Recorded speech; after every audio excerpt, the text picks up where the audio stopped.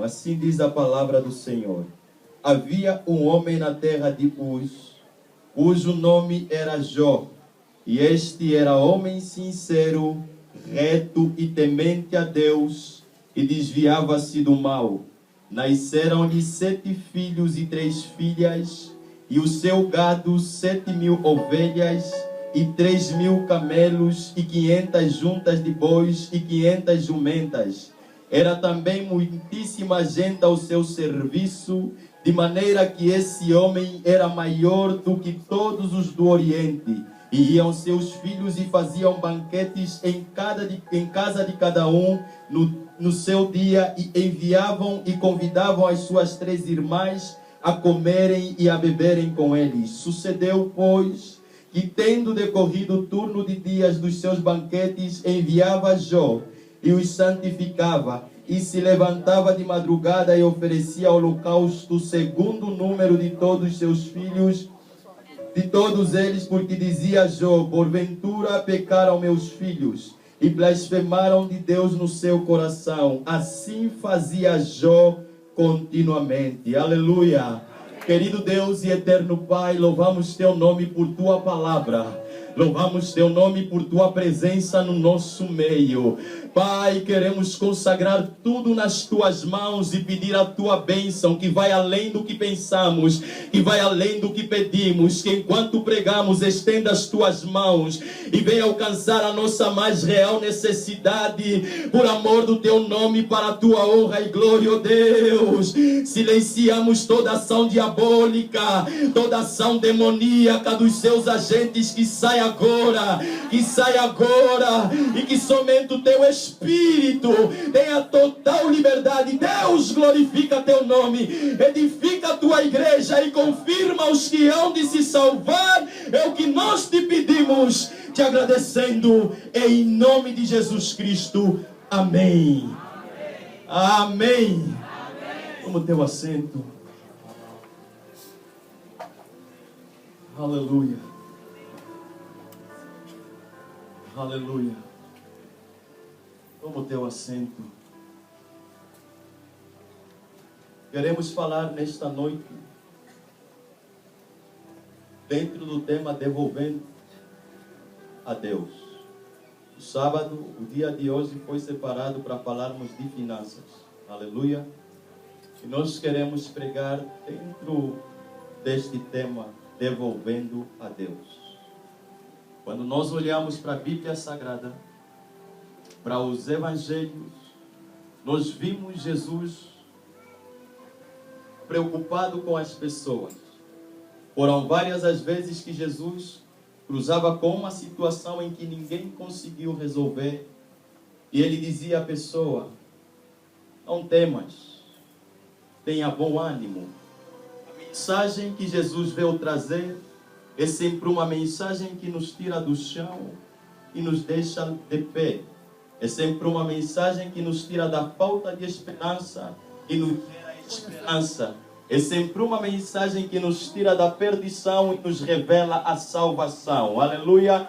Jesus nunca cruzou no caminho de alguém e lhe deixou na mesma condição em que encontrou-lhe. Sempre que ele cruzasse no caminho de alguém, ele tirava aquela pessoa do estado deplorável que encontrasse. Você começa a entender que certo dia ele mesmo disse que não só de pão viverá o homem, mas de toda a palavra de Deus. Então, se o homem não vive só de pão, é porque também vive de pão. Então, Jesus estava querendo dizer que ele também está preocupado com as nossas necessidades materiais. Ele também está preocupado com o que nós vestimos, com o que nós comemos, com o que nós bebemos, onde nós vivemos, como nos deslocamos. Tudo isso, do espiritual ao físico, está como plano de Deus em nossas vidas. Certa vez Jesus olha para os seus discípulos e disse para eles: não vos preocupeis com o que haveis de comer ou beber, com o que haveis de vestir, porque todas essas coisas o vosso Pai Celestial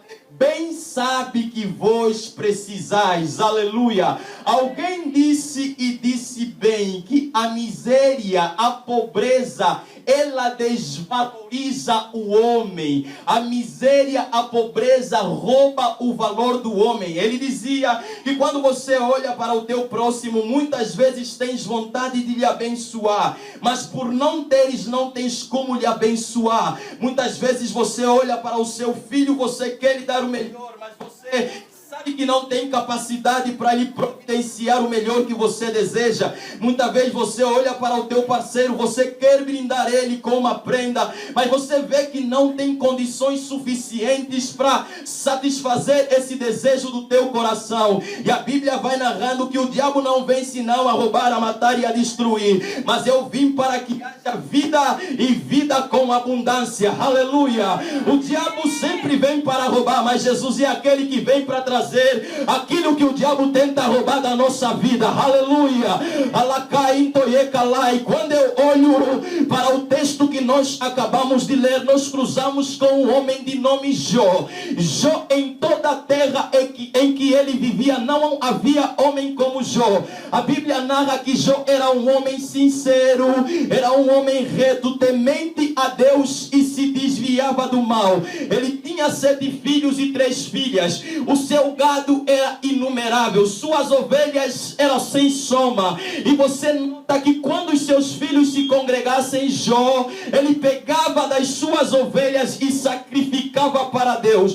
Quando você olha para o texto, você começa a compreender algumas verdades que o escritor quis nos revelar. Primeira verdade é que Jó era reto. Segunda é que Jó tinha. Terceira é que Jó fazia. Você entende que Jó era, e porque Jó era, Jó tinha, e porque Jó tinha, Jó fazia. Aleluia. Jó era um homem reto, e não tem como você ser reto e não ser rico. A retidão de Jó levava Jó a ser rico. A riqueza de Jó era consequência daquilo que Jó era. E quando você é reto, sincero, temente a Deus, não tem como Deus não te honrar, não tem como Deus não te exaltar, não tem como Deus não velar pela tua própria vida. Oh, aleluia, aleluia. Jó era, e por Jó ser, Jó tinha, e por Jó ter, Jó fazia.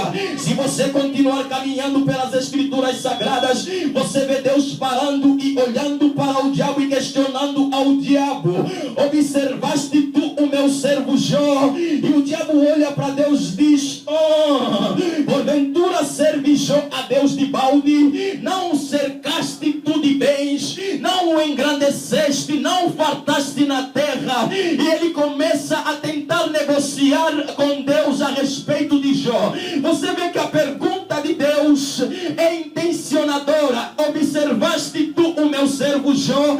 É que não há na terra ninguém semelhante a ele, reto, sincero e temente a Deus. E você vê que o diabo olha para Deus e diz para Deus: porventura serve Jó a Deus de balde? Ele estava dizendo: não serve Jó porque tu o tens abençoado muito. O som está péssimo, mas é dia de milagre, mas é dia de grandeza, mas é dia de elevação. Queira o diabo, queira não, Jesus já venceu. O escritor deu testemunho daquilo que Jó era. Deus deu testemunho daquilo que Jó era. O diabo disse: porventura não serve Jó porque lhe abençoastes. O diabo deu testemunho daquilo que Jó tinha. E deixa-me pregar dentro deste ângulo, dessa questão do ser e do ter. Lembra que Deus falou daquilo que Jó era, mas o diabo falou daquilo que Jó tinha. Deus, quando olha para nós, nunca olha a partir daquilo que nós temos, mas Ele olha a partir daquilo que nós somos. O que nós temos não espanta Deus, porque Deus é o Todo-Poderoso. Mas o que nós somos espanta Deus, porque quando Deus olha para você e vê que você é diferente de todos, você é sincero como ninguém, você é reto como ninguém, você se desvia do mal como ninguém, ninguém. Não tem como Deus não dar testemunho a respeito de ti. O que nós somos não desperta tanto a atenção de Deus, porque o que nós temos vem de Deus. Mas o que nós somos é uma atitude nossa diante das situações que nos rodeiam. Aleluia! É uma atitude nossa diante do meio em que nós estamos. Todos podem se corromper, mas filho de Deus permanece firme. Todos podem se contaminar, mas filho de Deus permanece santo. Todos podem se vergar, mas filho de Deus permanece reto nos caminhos do Senhor. E eu começo já a pregar que quando nós somos, nunca vamos ser necessitados, porque o fato de nós somos filhos de Deus, Deus vai nos honrar com as suas bênçãos e nós teremos as nossas necessidades supridas. Quando nós somos, nós temos, e quando nós temos, nunca temos dificuldade de fazer as coisas com aquilo que nós temos. Aleluia, aleluia. Eu quero parar para dizer algo muito importante para entrar no fio da mensagem. Quando você olha para o texto, você vê Deus, o próprio Deus questionando o diabo: de onde vens? E ele diz: do rodear a terra e passear por ela. O diabo, ele não tem território. Deus, seu território é o céu. O homem, seu território é a terra. Quem manda no céu é Deus, quem manda na terra é o homem. Mas o diabo não tem território. Quando Deus criou os céus e a terra, Ele mesmo disse ao homem: dominai sobre a terra. A terra está sob meu domínio, a terra está sob teu domínio. Quem manda na terra sou eu e você. Quem domina na terra sou eu e você. Quem governa a terra sou eu e você. O diabo não tem território, por isso é que ele estava passeando e rodeando sobre a terra. Aleluia, aleluia. Quem manda na terra é você e eu. Quem governa na terra é você e eu. É por isso que Deus, Ele é criador de tudo, Ele é dono de tudo, mas nós somos gestores de tudo quanto está na terra. Quando Deus te dá autonomia de ter filhos, quem te deu foi Ele, mas você é quem gere. Quando Deus te dá autonomia de ter um emprego, quem te deu foi Ele, mas você é quem gere. Quando Deus te dá autonomia de ter um negócio, quem te deu foi Deus, mas quem gere é você. Quando Deus coloca algo na tua mão, realmente é Deus que te deu, mas quem gere é você. Criando Ele os céus e a terra, na terra Ele criou o jardim, e depois de ter criado o jardim, Ele pegou Adão e colocou Adão no melhor lugar que Ele havia criado, no melhor lugar que Ele havia feito. Deus não deixou a terra deserta e colocou Adão, mas Ele criou o jardim e colocou Adão. E depois de criar o jardim, Ele disse a Adão: lavrai e guardai. A responsabilidade do jardim estava na mão de Adão. A responsabilidade de dominar estava na mão de Adão. E você nota que Deus teve que ter o trabalho de criar tudo e proporcionar a Adão para que Adão pudesse gerir. E você começa a olhar para o tipo de Deus que nós servimos. Não é um Deus que se magoela na iniciativa dos outros para fazer a sua vida. A Bíblia diz que no princípio Deus criou os céus e a terra era sem forma e vazia, e o Espírito de Deus se movia sobre a face das águas, e disse Deus: haja luz, e houve luz. Você nota que o nosso Deus é um Deus criativo, e Ele nunca tenta começar pelo meio, Ele sempre começa no princípio. Deus não é um Deus que pula etapas, Deus sempre começa do primeiro degrau. Tem pessoas que querem começar pelo meio, não querem começar do pouco, querem começar no muito, não querem começar do princípio, querem subir sem nada fazer. Mas Deus nunca pula etapa, Ele sempre começa do princípio. A criatividade nunca toma dos outros, a criatividade sempre vem dele. E se o nosso Deus é um Deus criativo que tem coragem para começar, no começo você também é criativo, porque a Bíblia declara que nós temos a mente de Cristo. Se Deus pode, nós podemos. Se Deus faz, nós fizemos. Se Deus tem, nós temos. Por isso eu prego aqui, eu estou pregando: começa ouça e tenha ousadia de criar. E não somente cria, leva avante os teus projetos, leva avante o que você sonha, leva avante o que você traça para a tua vida, porque tudo quanto Deus idealizou, Deus materializou e começou a criar. Quando Deus começa a criar, Ele não criou a partir de outra coisa. Você nota que Ele mesmo começou a dizer: haja luz, e houve luz. E quando Deus viu que a luz era boa, Ele fez separação entre a luz e as trevas. Aleluia. O próprio Deus viu que a luz era boa, e Ele fez separação entre a luz e as trevas. Tudo quanto nós fizemos, vou chegar lá, precisamos ser os primeiros a se alegrar com o que nós fizemos. Deus, quando viu a luz que Ele ministrou, Ele mesmo disse, a Bíblia diz, e viu Deus que era boa a luz. Tudo quanto nós produzimos, nós precisamos nos agradar com o que nós fizemos. Tudo que nós executamos, nós precisamos nos alegrar com o que nós fizemos. E muitas são as vezes que nós conquistamos alguma coisa nessa vida, mas o vazio permanece. Parece que não valeu a pena conquistar. Buscamos por um emprego, lá vem o emprego, mas queremos um outro emprego. Buscamos por um meio de transporte, lá vem o meio e queremos um outro meio. Buscamos por ter um esposo, lá vem o esposo, mas queremos um outro esposo. Buscamos por ter uma esposa, lá vem a esposa, mas queremos uma outra esposa. Escolhemos seguir uma especialidade, lá vem a especialidade, mas queremos uma outra especialidade. Deus viu o que tinha feito e Ele alegrou-se com o que tinha feito. Nós precisamos ser os primeiros a nos alegrar com aquilo que nós conquistamos. Os primeiros a dar graças por aquilo que nós conquistamos. Quem não valoriza o que tem, sempre vai valorizar o que não tem.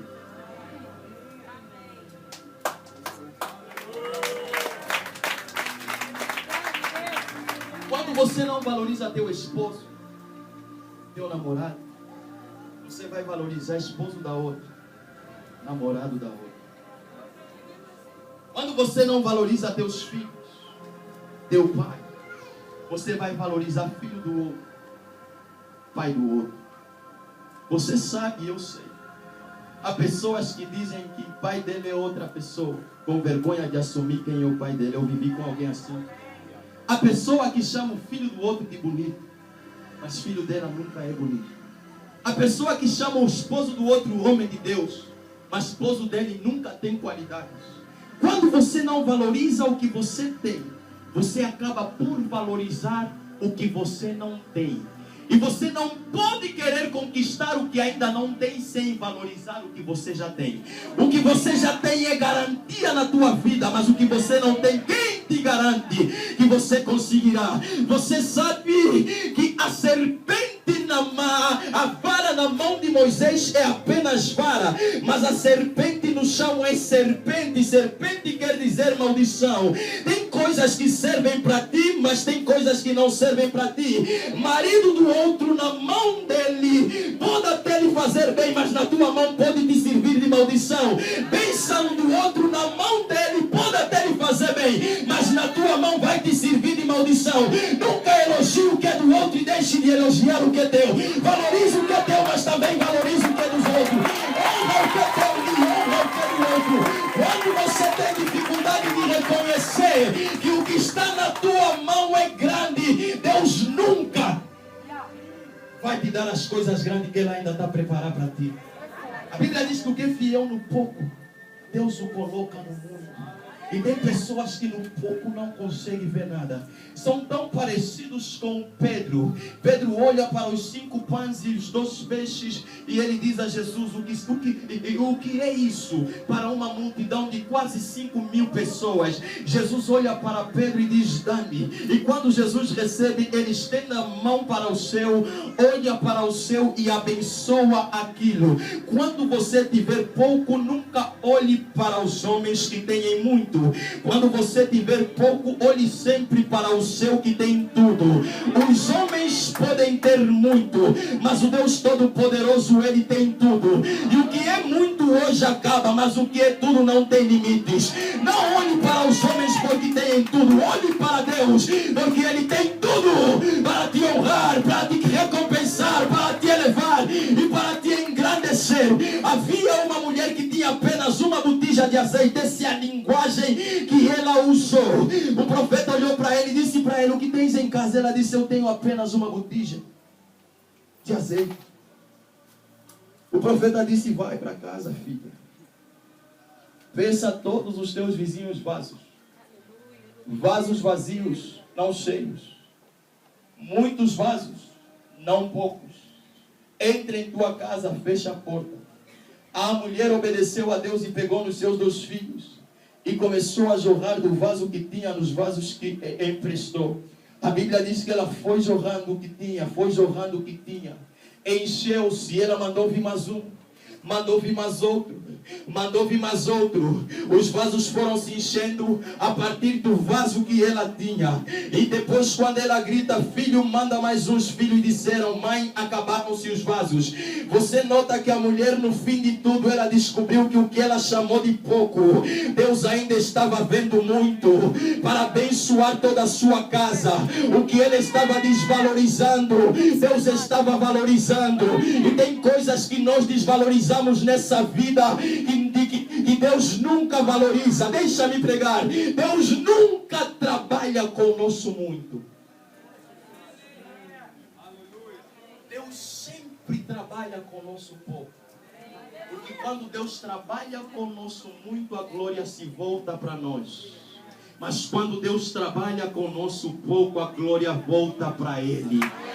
Quando Deus trabalha com o que nós chamamos de muito, nós dizemos: Deus já me encontrou bem. Mas quando Deus trabalha com o nosso pouco, nós reconhecemos: Deus me encontrou mal.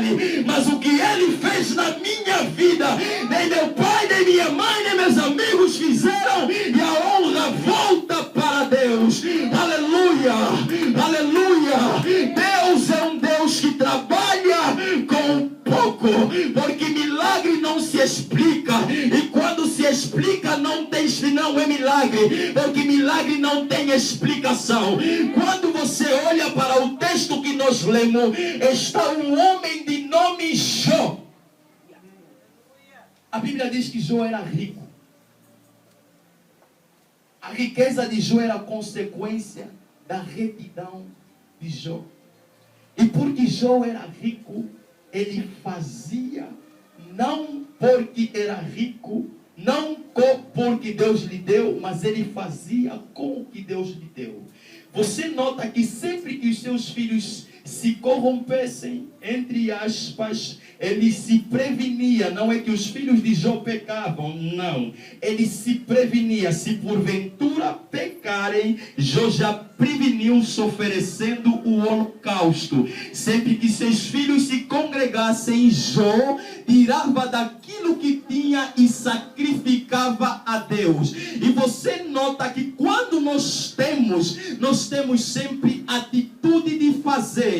Quando nós possuímos, nós temos sempre a atitude de usar o que temos para fazer. E Jó, ele não adorava a Deus porque Deus lhe deu. Jó adorava a Deus com o que Deus lhe deu. Com o que Deus lhe deu, ele adorava a Deus, ele servia a Deus. E quando você se concentra em fazer a obra de Deus com aquilo que você tem, não tem como Deus não te honrar. Quando você se concentra em servir a Deus com aquilo que você tem, não tem como você não ser exaltado. A Bíblia mesmo diz que Paulo, certo dia, ele para e ele começa a dizer: e de muito bom grado gastarei e me deixarei gastar pelas vossas almas, ainda que amando-vos cada vez mais, eu seja menos amado. Paulo estava gastando a si mesmo e gastando aquilo que ele tinha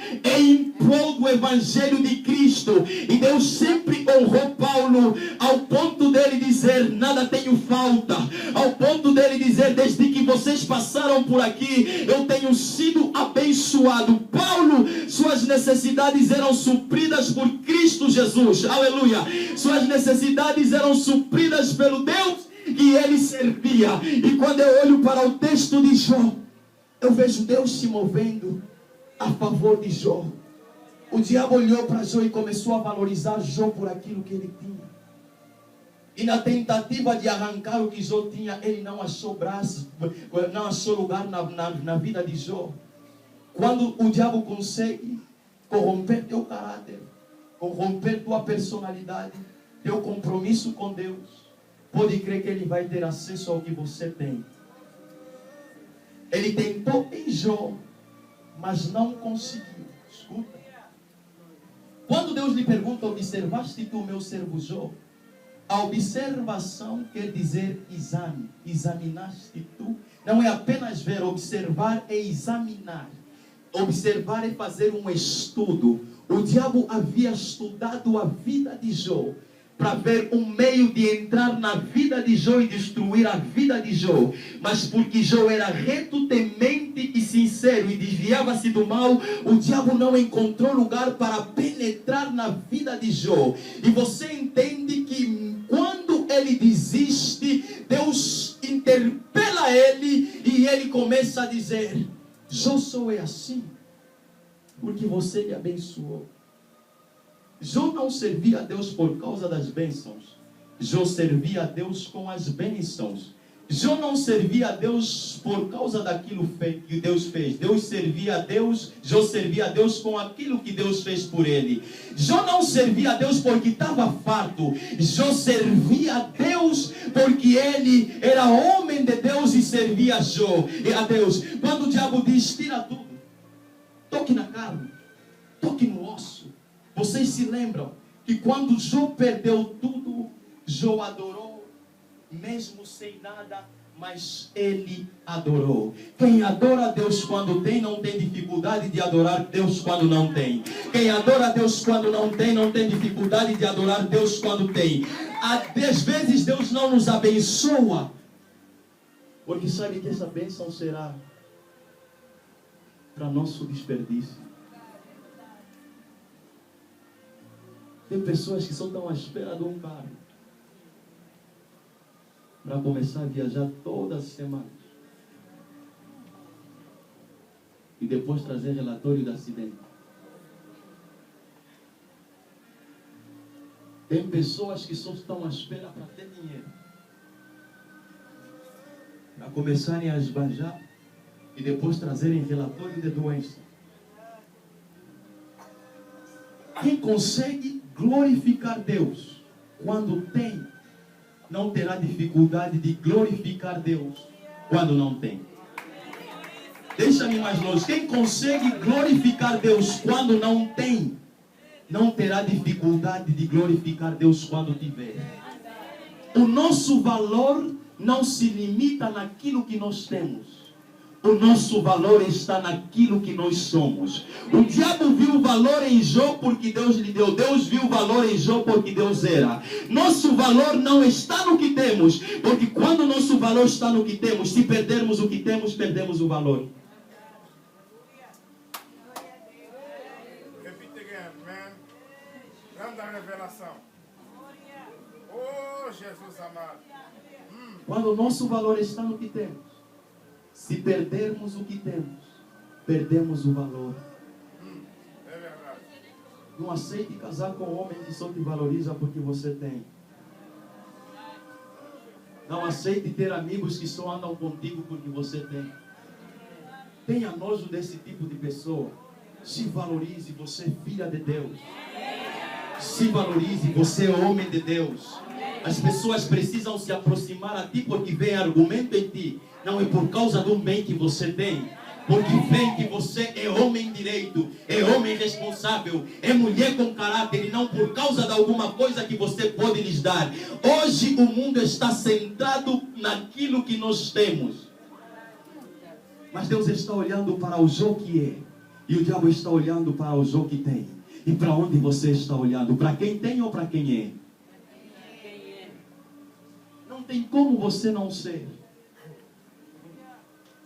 e não ter. Quando você vai ter. O tempo pode passar, mas quando você vai ser.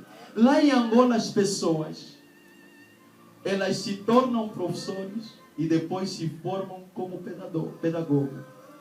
Lá em Angola os administrativos, eles começam a trabalhar e quando chegam aos 50 anos vão buscar o diploma na faculdade para aumentar o salário. Não seja como esses. Deus não nos levantou para aparecermos. Deus nos levantou para nos formar e nos fazer aparecer.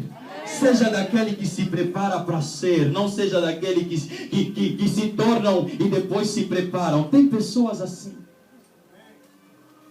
É professor, por ser professor, vai se formar.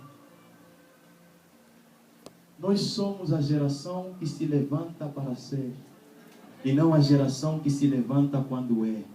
Nós somos a geração que se levanta para ter, e não a geração que se levanta porque tem.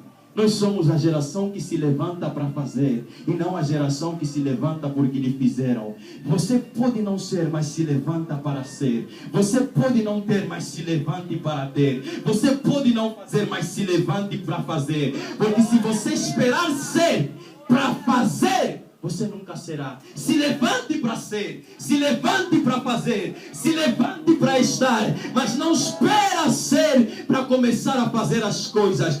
Deus é um Deus que nos honra dentro da nossa atitude, dentro daquilo que nós exercemos. Agora, falando de finanças, quando eu olho para a nossa geração, quando eu olho para a nossa realidade atual, nós vamos dar por conta que temos dificuldade de lidar com finanças. Esse texto é interessante, porque aqui Deus está revelando que dinheiro é algo que todos nós precisamos para gerir a nossa vida na terra. Você já notou que Eva foi tentada no jardim dentro daquilo que ela não tinha, e Jesus foi tentado no deserto dentro daquilo que ele não tinha. A Bíblia diz, e terminando ele o seu jejum, ele teve fome. E porque teve fome, o diabo lhe disse, ei, transforma essas pedras em pães. O diabo sempre nos tenta dentro daquilo que nós não temos e nunca dentro daquilo que nós temos. Quando ele olha para Eva, ele sabe que Eva tem tudo no deserto, e ele diz a Eva, toca também nessa árvore, come também dele. E Eva disse, não. Deus disse dela, não comeremos. E ele diz, não, se você comer da árvore da ciência do bem e do mal, tu te tornarás como Deus. O diabo está dizendo a Eva que ela será como Deus, mesmo Eva sendo já como Deus. Às vezes o diabo nos confunde as coisas. Eva já era como Deus, porque ela era imagem e semelhança de Deus. Mas ele está dizendo, se comeres se tornarás igual a Deus. Eu estou pregando para alguém, você não está para ser, você já é. Você não está para ter, você já tem. Você não está para fazer, você já faz. Você não será, você já é. O diabo às vezes olha para nós e por causa de algo que nós não temos, ele nos diz que nós não somos. O que você é não depende do que você tem. O que você precisa é que depende do que você é. Quando você é, você vai ter. E o diabo sempre vai falar daquilo que você não tem para te envergonhar. Vai falar daquilo que você não tem para te humilhar. Vai falar daquilo que você não tem para você pecar. Vai falar daquilo que você não tem para você achar que Deus é injusto. Alguém já olhou para ti e te disse, até hoje você não casa. Você baixou a cabeça e você talvez se desanimou. Alguém já te disse, mas até hoje você não termina a tua formação. Você se desanimou, parece que nunca vais terminar. Alguém já te disse, mas até hoje você não consegue residência. Alguém já te disse, até hoje você não consegue essa casa. As pessoas e o inimigo vai usar sempre as pessoas para te humilharem dentro daquilo que você não tem. Mas eu tenho um recado que você precisa dar ao diabo. Diz a ele, eu não tenho hoje, mas pode crer que terei amanhã. Ainda não terminei. Ainda, mas pode crer que eu vou terminar. e não vou ficar parado aqui. Diga para ele, é uma questão de momento, mas as coisas vão mudar na minha vida. Porque se eu sou, a qualquer momento que eu não tenho, terei. E com o que eu tenho, farei aquilo que o meu Deus me pede para fazer. É uma questão de tempo. Jesus foi tentado como Eva. Mas Jesus não pecou. Sabe que Eva pecou no jardim? Onde havia tudo, menos um. Jesus não pecou no deserto, onde não havia nada. Jesus mesmo sem nada não pecou. Eva mesmo com tudo pecou. Então não é uma questão apenas de necessidade. O que nos faz pecar muitas vezes não é necessidade. É o que, pregador? Desejo. O que nos faz se sentir vazios, nem sempre é necessidade, é o desejo. Lá no livro de João, capítulo 4, a Bíblia fala de uma mulher samaritana. Ela chega até Jesus e Jesus diz para ela, traz o teu marido. E ela diz, não tenho marido. E Jesus diz, disseste com verdade, tiveste 5 e o que tens não é teu. Você consegue entender que tem pessoas assim? As 5 oportunidades que Deus lhe dá, Ele deixa passar para ficar exatamente com aquela que não é dele.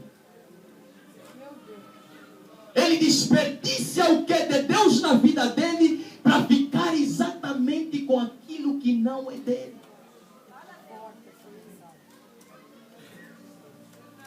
Tem vezes que nós olhamos para o nosso vazio, não porque realmente necessitamos, mas por uma questão de desejo. O guarda-fato está cheio de vestidos. Viu na montra, beleza. Vai na vizinha e faz empréstimo. Não é uma questão de necessidade, é desejo. Tem 2 carros, um usando, o outro parado. Viu o melhor e faz empréstimo para alcançar o melhor. Não é uma questão de necessidade, é uma questão de desejo. Tem muita pessoa se enrolando, não por uma questão de necessidade, mas por uma questão de desejo. Jesus mesmo necessitado não pecou. Eva mesmo tendo tudo pecou. Então não é uma questão de necessidade, é uma questão de desejo. Às vezes gastamos naquilo que não precisávamos gastar. Às vezes investimos naquilo que não era para investir. Sabe por que nós temos dificuldade de abençoar? Porque quando não temos, dissemos, quando Deus me abençoa. Eu conheço pessoas. Quando Deus me abençoar, vou te abençoar. Quando Deus me abençoar, você vai sair dessa casa. Você vai sair dessa casa. Vai ver o carro que você vai conduzir. Você vai ver. Quando Deus me abençoa, Ele já tem 3, você não tem nenhum. Ele está a mudar de vida e você sempre para baixo. Mas você é amigo. Mas você é amiga. Mas você é pai. Mas você é irmão. Mas você é mãe. E não se trata de uma questão de necessidade. Você pode estar hoje, você pode ter tudo na vida e ainda assim se sentir vazio. E ainda assim achar que és o pior. E ainda assim achar que Deus não olha para ti. A questão não é ter. A questão é ser. A confusão da Eva foi exatamente essa. Se comeres, se tornarás como Deus. Na esperança de termos o que não é nosso, acabamos por não sermos nós. Eva já era, mas por causa do que ela cria, ela deixou de ser aquilo que já era. Você não está para ser, você já é. Valorize o que você é, porque você tem uma garantia de Deus para a tua vida. Jesus certo dia olha para Pedro e para todos os teus discípulos. Quando ele multiplica o pão, ele deu a Pedro e aos discípulos para distribuir a multidão. Você nota que Deus, quando nos dá alguma coisa, Ele nos dá para distribuir, para partilhar. A bênção, os 5 pães na mão de Pedro eram mesmo 5 pães. Mas quando foi na mão de Deus, aquilo multiplicou. O que é nosso na mão de Deus é para multiplicar. E o que é de Deus na nossa mão é para partilhar. O que é de Deus na nossa mão é para dividir. Tem muitas portas de Deus que se fecham porque nós fechamos a porta para muitas pessoas. Quando nós pedimos por bênção de multiplicação, nós precisamos estar preparados para partilhar a bênção. Aleluia. Vou pregar um ponto extremamente importante para começar a declinar. Quando você exige algo de alguém, você tem que estar preparado para que aquela pessoa te exija a mesma coisa que você lhe exige. Ou seja, quando você pede algo de alguém, você tem que estar disposto também para ser bênção para aquela pessoa. Vocês sabem, quem é casado sabe disso muito bem. Os casais normalmente, quando já tem algum tempo de relacionamento, parece que o egoísmo começa a tomar lugar. A esposa quer fazer. O esposo tem desejo de fazer. Mas tanto um como o outro espera a iniciativa. Quem vai dar o primeiro passo? E às vezes nós queremos que ele faça, mas não queremos fazer. O outro também quer que ele faça, mas não querem fazer. E quando chega de manhã, um diz, ou no outro dia, um diz para o outro: aquele dia fiquei chateado contigo. E o outro olha e diz também: aquele dia fiquei extremamente chateado contigo. Então, na verdade, um se preparou para receber, mas não estava disposto a dar. E o outro se preparou para receber, mas também não estava disposto a dar. Jacó, quando ele olha para Deus, lá no livro de Gênesis, capítulo 28, a Bíblia diz que Jacó disse a Deus: Senhor, se tu me abençoares, me deres comida para comer, me deres roupa para vestir, e abençoares a minha viagem, tu serás o meu Deus. E esta pedra será a tua casa, e eu te darei o dízimo de tudo. Jacó estava dizendo: Senhor, eu quero, e se tu me deres, eu também te darei. Ele estava esperando receber, mas na expectativa de dar. Quando você exige que alguém te dê, se prepare para também servir essa pessoa. Quando você pede de alguém, você tem que estar preparado para também servir essa pessoa. E Jacó estava dizendo: Senhor, se tu me abençoares, tu serás o meu Deus, e esta pedra será a tua casa, e eu te darei o dízimo de tudo. Você nota que Jacó, aleluia, Jacó disse que Deus vem antes da igreja. Jacó disse que Deus vem antes da igreja, e que a igreja vem antes do dízimo. Quando nós temos compromisso com Deus, temos compromisso com a igreja. Quando nós temos compromisso com a igreja, não temos dificuldade de dar o nosso dízimo à igreja. É por isso que ele disse: Senhor, se tu me abençoares, tu serás o meu Deus, e esta pedra será a tua casa, e eu te darei o dízimo de tudo. Quando você tem compromisso com Deus, você tem compromisso com a igreja. Quando você tem compromisso com Deus, você tem compromisso com finanças. Quando você tem compromisso com Deus, você nunca tem dificuldade de abençoar aquilo que é de Deus. Nosso compromisso com Deus nos leva a ter compromisso com a igreja. E o nosso compromisso com a igreja nos leva a trazer os dízimos à igreja. O que é dízimo, pregador? Dízimo é a 10ª parte de todo o nosso rendimento. Quando você tira o dízimo, ou quando você recebe o teu salário, dízimo também é chamado de primícias. Quando você recebe o teu salário, você precisa de tirar a 10ª parte para o Senhor, e depois fazer o uso do restante dos 90%. Algumas pessoas têm dificuldade de gerir seu dinheiro, porque quando recebem o dízimo, o salário, eles não tiram o dízimo. E quando despertam para dar o dízimo, ficou 50% do salário. E começam a ver que o dinheiro é pouco demais para tirar ainda o dízimo e acabam por não dar o dízimo. O dízimo é sempre a 10ª parte. E deve ser sempre a primícia. A primeira coisa a ser separada antes de ser gasto.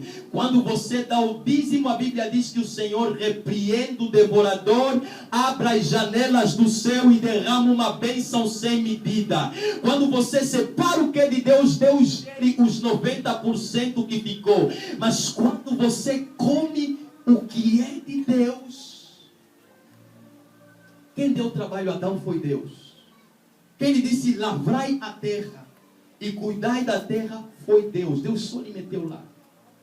Ele disse, de toda árvore comerás, mas menos da árvore da ciência do bem e do mal. Naquilo que Deus nos dá, Deus tem sempre uma parte.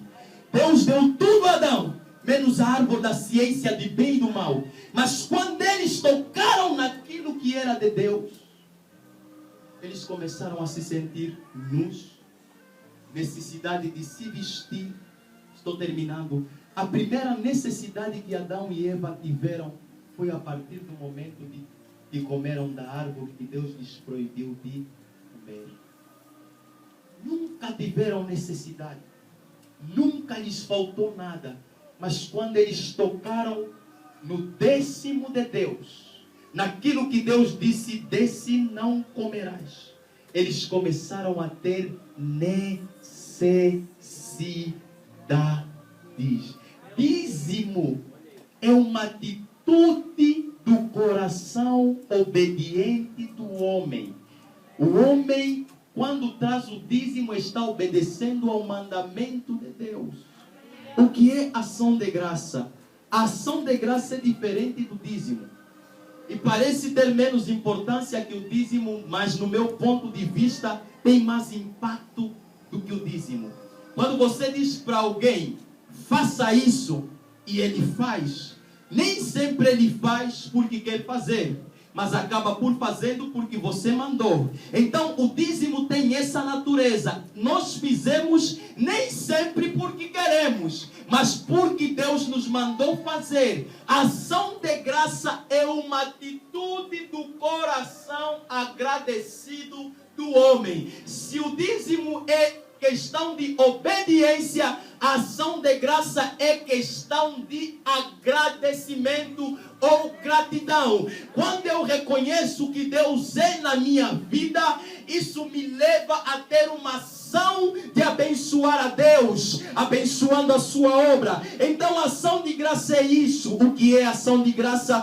Muitas vezes nós temos ação de graça quando alguém nos dá dinheiro. Mas ação de graça não tem nada a ver com dinheiro.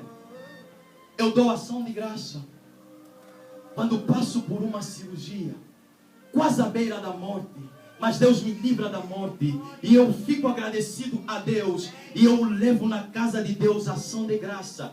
Eu não dou ação de graça quando me dão dinheiro somente. Eu dou ação de graça quando te nasce um filho e você se alegra com a criança. Você é motivado a levar uma ação de graça a Deus pelo filho que Ele te deu. Quando você consegue uma conquista muito esperada, você pode se mover para levar ação de graça a Deus. Ação de graça não é apenas uma questão financeira, é uma questão de gratidão a Deus. E vê, ação de graça não é feita porque nos mandaram fazer, é feita porque nós decidimos fazer.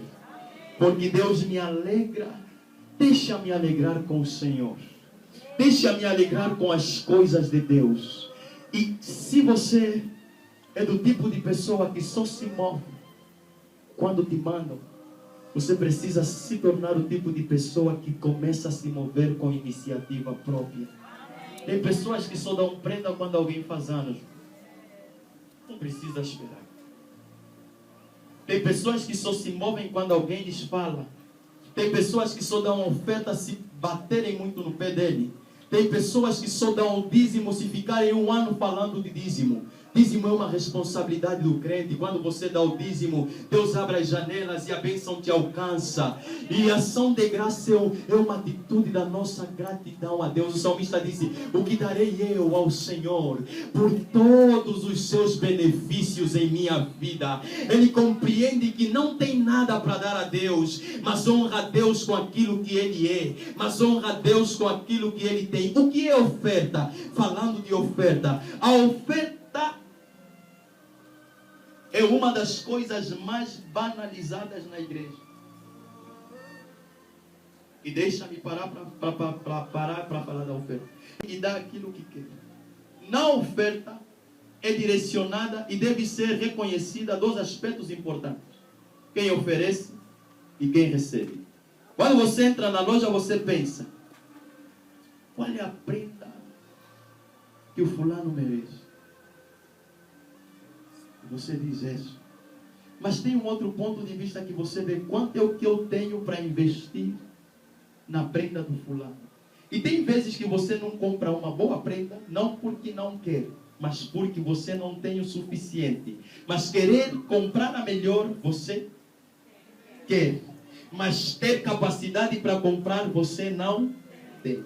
Quando você se levanta para oferecer, tem dois aspectos a serem reconhecidos: a quem você oferece e quem oferece. Quando você oferece para alguém, a pessoa sempre vai ver quem lhe está oferecendo.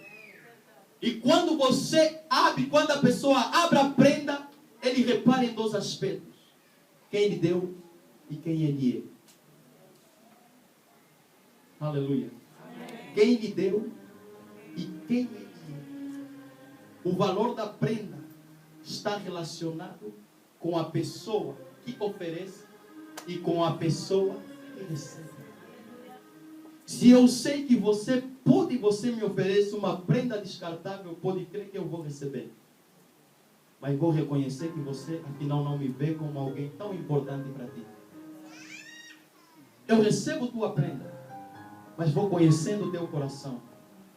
Se eu sei que você não pode, e você me oferece uma prenda medíocre, eu vou levantar as mãos e vou dar graças a Deus por esse teu ato. Porque eu sei que no teu pouco você se esforçou para dar. Jesus só disse que aquela mulher deu a melhor oferta porque ele primeiro olhou para a mulher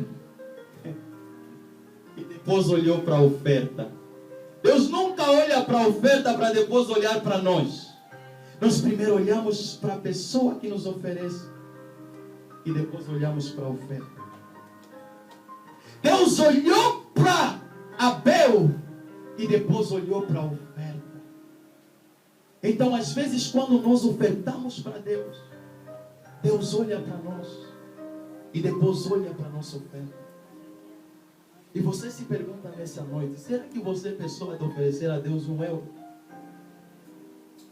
Ou talvez você seja a pessoa de oferecer a Deus €10. Ou talvez você seja a pessoa de oferecer a Deus €100. Você precisa avaliar o que você traz no bolso e o que você oferece a Deus. Você precisa avaliar o que você guarda na tua conta bancária e o que você consegue liberar para a igreja. Você precisa avaliar o esforço que você faz para comprar um fato e o esforço que você empregaria para comprar um microfone.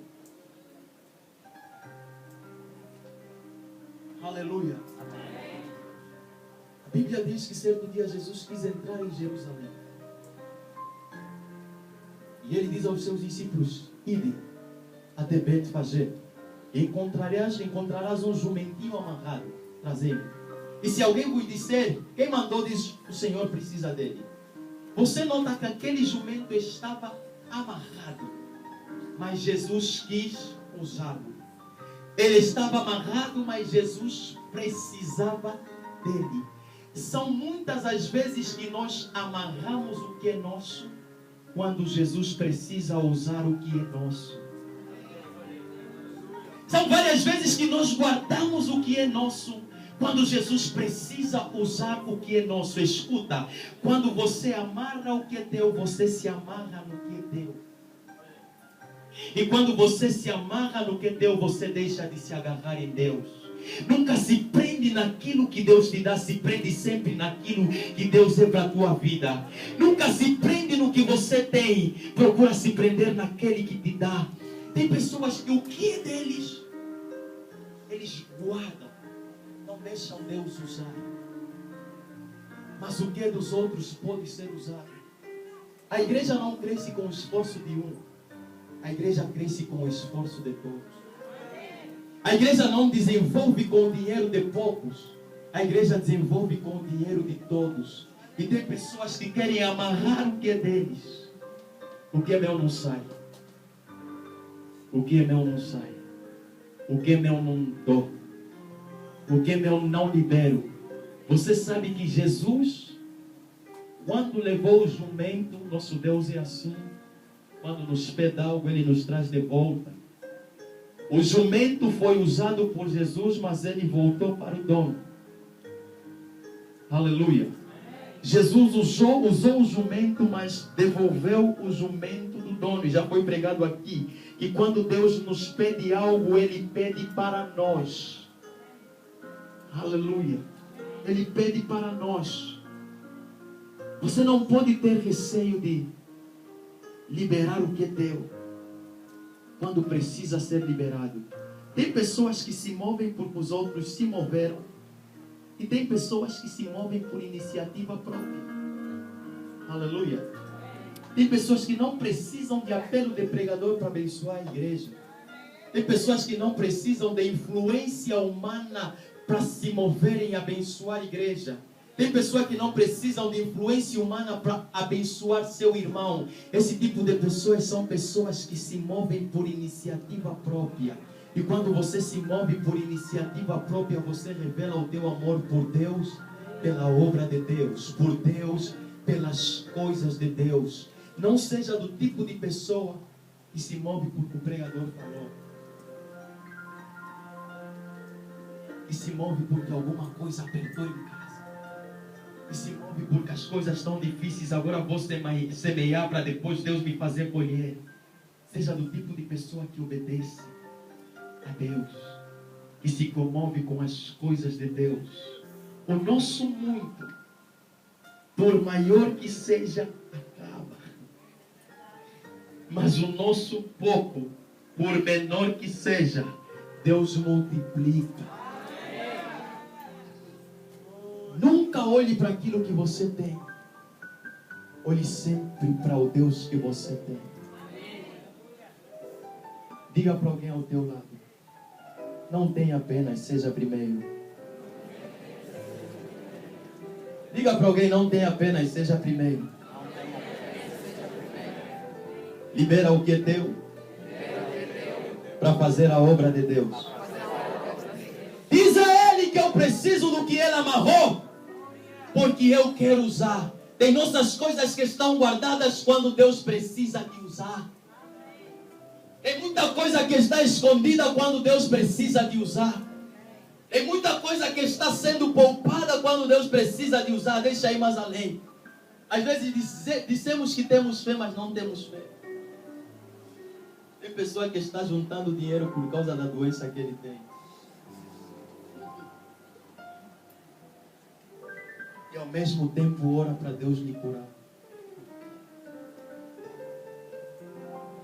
A Bíblia diz: vos gastais naquilo que não é pão. Vinde a mim e comei e bebei de graça. Não junte dinheiro para a saúde. Ora a Deus para te curar. Não junte dinheiro para comprar 10 casas. Ora a Deus para preencher o vazio do teu coração. Não junte dinheiro, mas ora a Deus. Não confie nos números, confie no Senhor. Não confie na conta bancária, confie no Deus que pode mudar a tua vida mesmo sem conta bancária, que pode te engrandecer mesmo sem conta bancária. Muitos mesmo com conta bancária morreram. O dinheiro não lhe salvou no momento em que ele mais precisou. Muitos, por causa do carro caro que comprou, morreu dentro do carro caro. carro não lhe salvou no momento em que ele mais precisou. Tem pessoas que até poupam o dinheiro comprando artigos. Ele já não tem nada para comprar. Ele compra para colecionar. Deus é um Deus que está precisando do nosso jumento que está amarrado. Deus está precisando do nosso jumento que está amarrado, porque Ele quer usar o nosso jumento. A Bíblia diz que aquele que semeia, colhe. Você nunca vai semear sem você colher. Você nunca vai semear sem colher o que você semeou. A lei da semeadura é essa: você colhe o que você semeia. E tem pessoas que têm medo de semear no reino de Deus, e tem outras que são extremamente ousadas a semear no reino de Deus. Pessoas ousadas a semearem no reino de Deus, esse tipo de pessoa nunca passa por necessidade, porque Deus sempre lhe honra e lhe livra das necessidades, porque Deus sempre lhe honra e supra as suas necessidades em glória por Cristo Jesus. Aleluia, aleluia. Não temas, a Bíblia diz: vós me servireis e eu abençoarei o vosso pão, a vossa água, e removerei a enfermidade do vosso meio. Quando você serve a Deus, não tem necessidade, não tem pão que falta, não tem água que falta, não tem doença que prevalece, porque Deus se compromete com quem se compromete com Ele. Deus se compromete com tua casa, se compromete com tua família, se compromete com os teus projetos, porque você está comprometido com Ele. Aleluia. Se comprometa com Deus, se comprometa com as coisas de Deus, honrando-lhe com tudo que você tem, porque você só tem porque você é, e você só é porque Ele te tornou. Jesus não deixa de ser o que é por nos tornar o que Ele é, e Ele nos tornou o que Ele é, e permanece sendo o que Ele é. Antes Ele era o unigênito do Pai, o único. Hoje Ele é o primogênito do Pai, o primeiro de muitos irmãos. Ele nunca vai deixar de ser, por nos tornar o que Ele é. E você é mais do que vencedor. A bênção de Deus repousa sobre a tua vida. Levanta as tuas mãos no lugar em que você está. Diga comigo: Senhor Jesus, porque eu sou, eu tenho. Porque eu tenho, eu faço. Meu Deus, eu te agradeço, porque eu não estou para ser, eu já sou. Eu te peço, ajuda-me a ver as coisas neste ângulo. Ajuda-me a ver as coisas nesta dimensão, em nome de Jesus. Amém. Amém. Vamos ficar em pé. Fica em pé.